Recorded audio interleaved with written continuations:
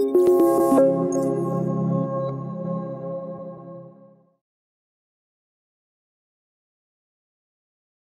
right, it's time to get started and learn about leading through economic uncertainty. Ladies and gentlemen, please welcome, she's right there, Chris Wakely. Hey everyone. Thanks so much for having me here. My name is Chris Wakely. I am the partnership team at Gong, and I look after our relationships with our advisory and consulting partners. And I'm so happy to take this chance to speak with all the Sandler folks, the Sandler customers and prospects. So what I'd like to do is take the next 15 minutes just to talk to you about how do we help teams through some economic uncertainty. Well, I don't want to be a downer, but let's face it, the current market environment is really presenting a bunch of unprecedented set of challenges. So we've got headwinds since the beginning of the year. They've really picked up. Flagging growth, surging inflation, increasing interest rates. And over the last summer, we had politicians and economists engaged in this great debate over whether or not the U.S. was in a recession. Well, I'm not here to debate that issue. But what I am here to talk about is a problem that a lot of revenue leaders are facing today, which is the number is the number. So that number that was set at the beginning of the year, despite the headwinds, despite reduced hiring or lower marketing spend that comes with challenging marketing conditions, the revenue expectations often are going to be the same. So my good friend here, Ryan Reynolds, just joking, of course, he has a great quote that says, anytime a crisis can be good, it wakes you up.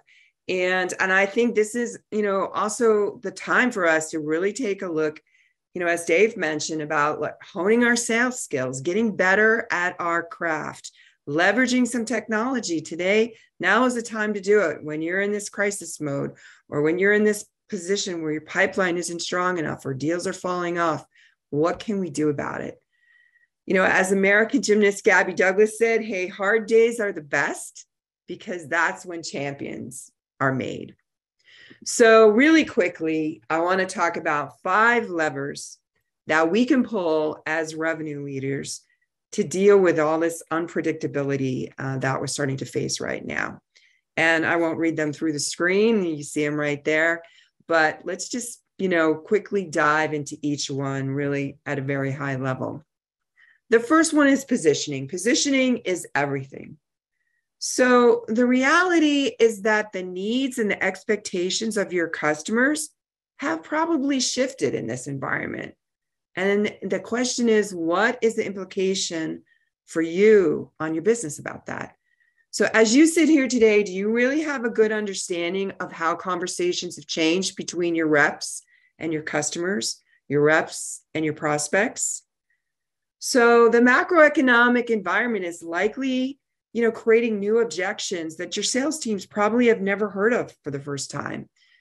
And a revenue intelligence platform like Gong gives you the visibility into what those objections are, and as they come up.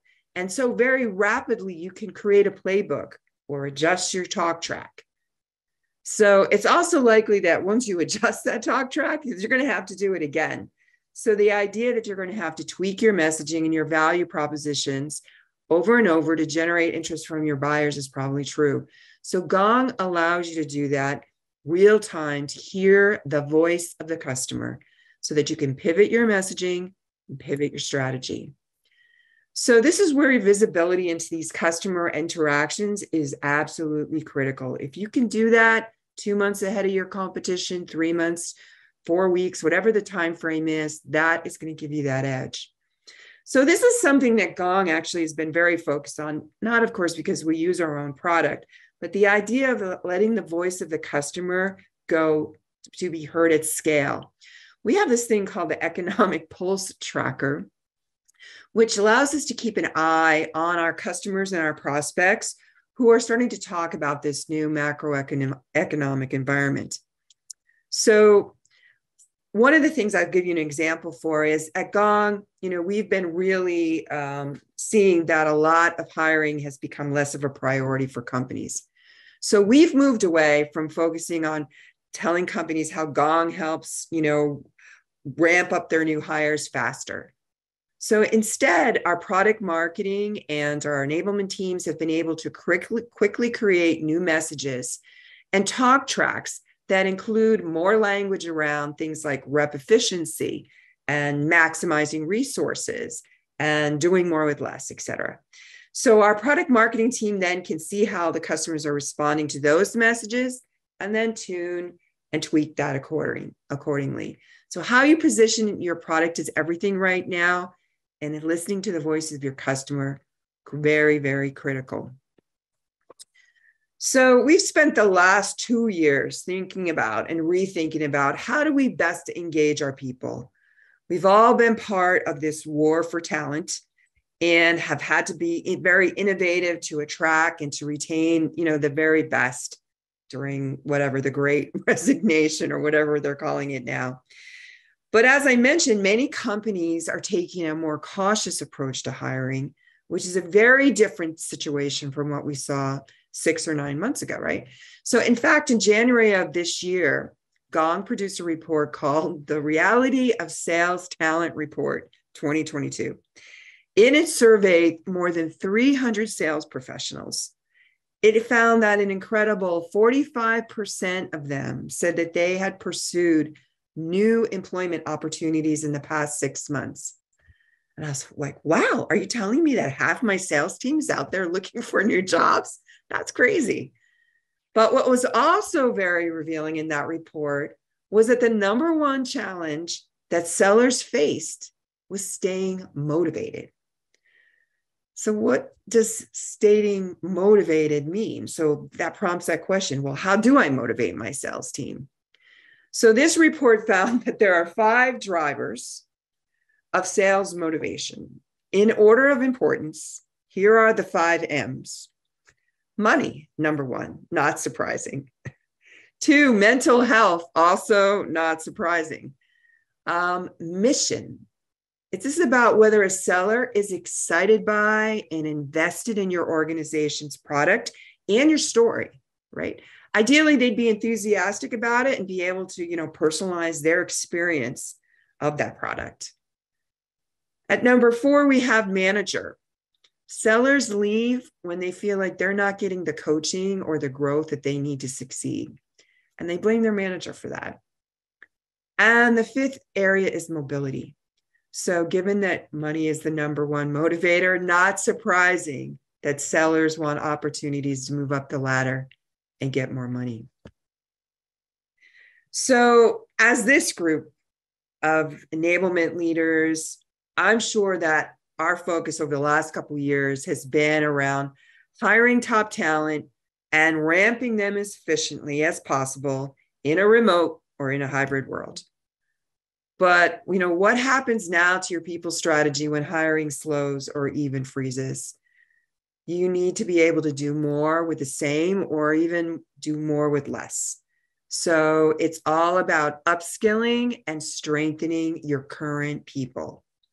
I'm sure Dave is nodding his head in the background. A report from CSO Insight shows that an alarming 57% of sales reps miss their quota every single quarter. Meanwhile, your best reps are carrying the weight of the team. And so I've got the bottom half that's never going to make their quota, or half of them aren't going to make it. I've got the top that's always going to carry the team. That begs the question, what can I do to move the middle of the pack up? And what would that do for helping me regularly hit my quota? And that's where technology comes in. Imagine if you could truly understand what it is that your top reps are doing differently. What are the talk traps? How do they overcome those objections? How do they position this product? How do they handle that problem? And then take that information and make it available to everyone. The democratization of information can help move that middle of the pack.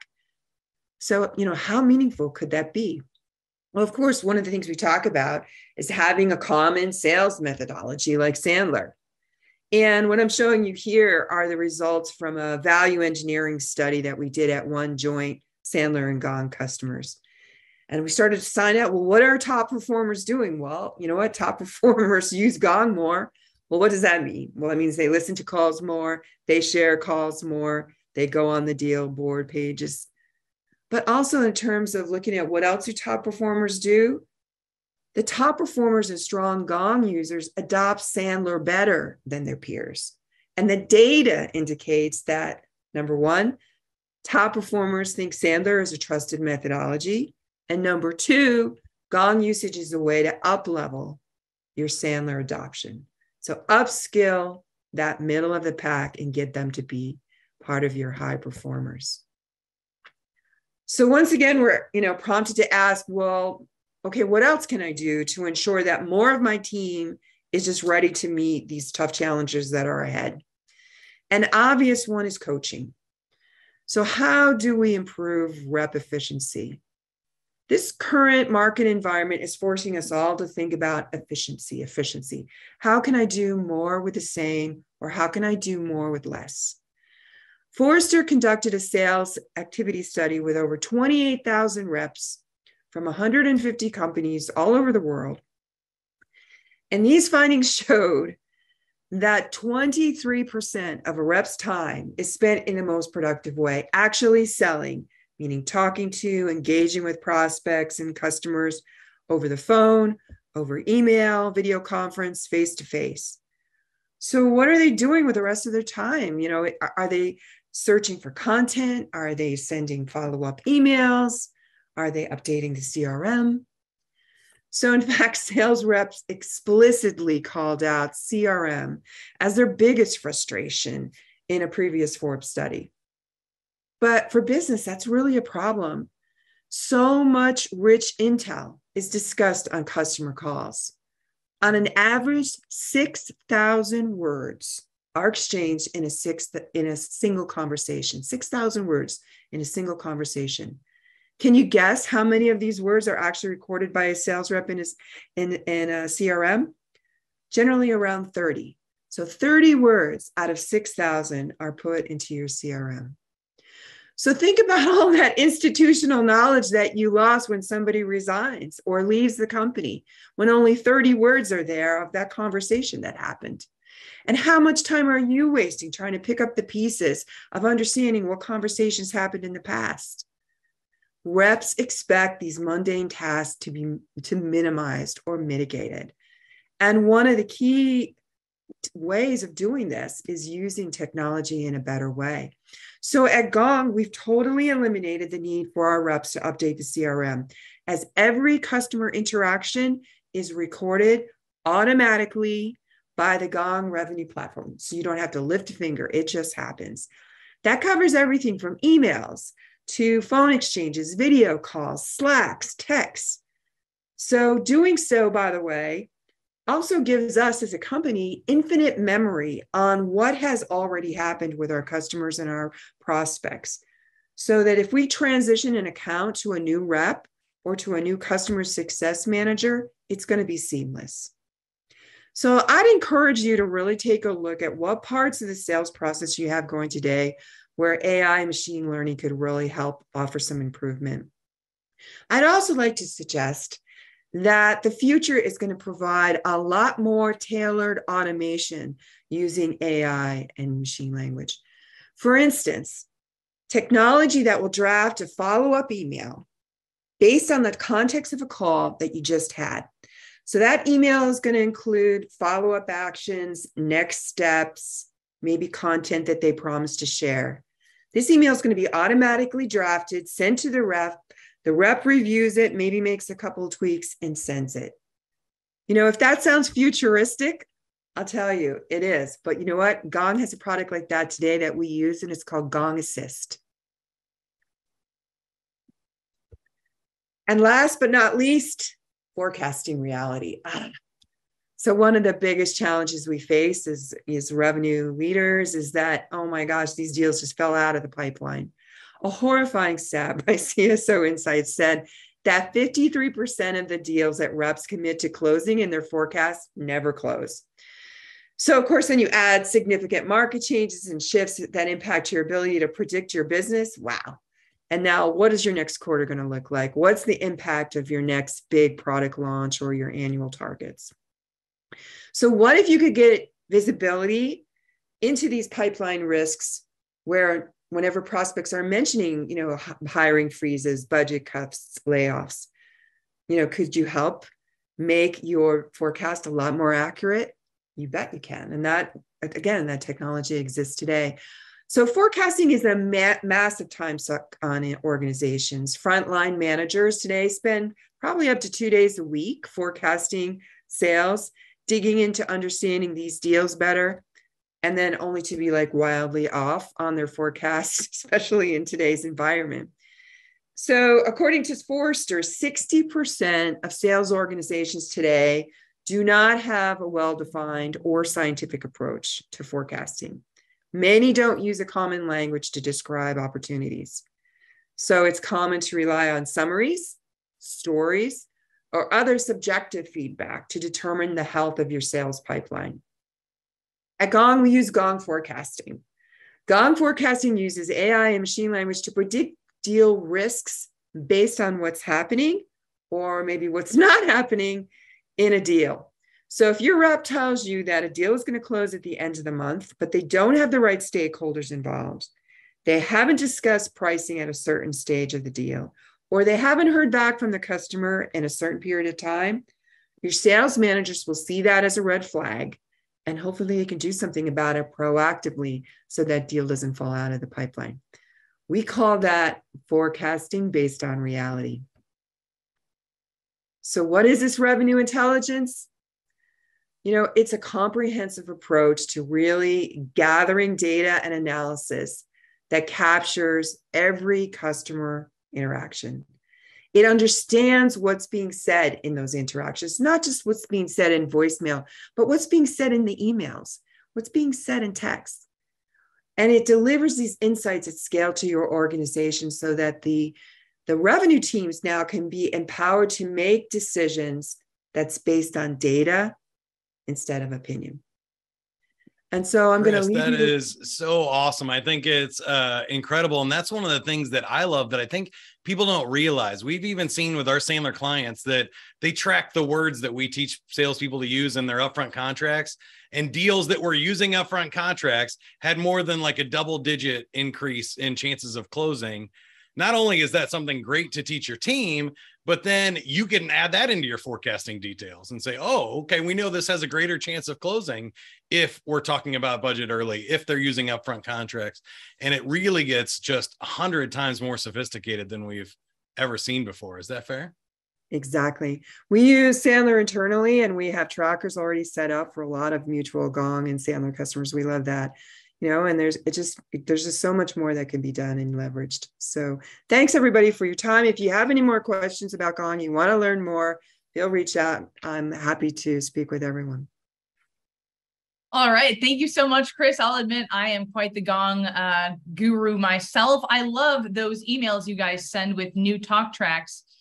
And David Sandler used to say, never do anything unless you know why you're doing it. And I love that these white papers you guys send, not only do you give us new talk tracks that are amazing to coach and role play with your team, but it also shares with you why this specific talk track is effective at the moment. So thank you so much, Chris. Any takeaways? What did you have, Amber? Any thoughts on Chris's awesome presentation? I love it. I love the 5 motivators. I think that it's awesome, Chris. Big Gong fan here at Sandler. I think we're all super fans. And thank you so much for sharing with us today. Thank you.